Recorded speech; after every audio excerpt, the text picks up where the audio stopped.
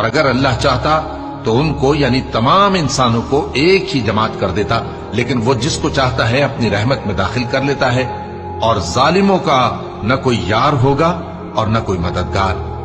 کیا انہوں نے اس کے سوا دوسروں کو کارساز بنا لیا ہے؟ سو کارساز تو اللہ ہی ہے، اور وہی مردوں کو زندہ کرے گا، اور وہ ہر چیز پر قدرت رکھتا ہے۔ اور تم لوگ جس بات میں اختلاف کرتے ہو اس کا فیصلہ اللہ کی طرف سے ہوگا۔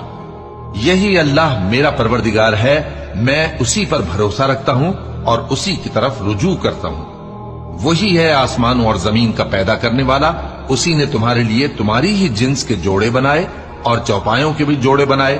وہ اسی طرح تم کو پھیلاتا رہتا ہے، اس جیسی تو کوئی چیز نہیں، اور وہ سنتا ہے، دیکھتا ہے۔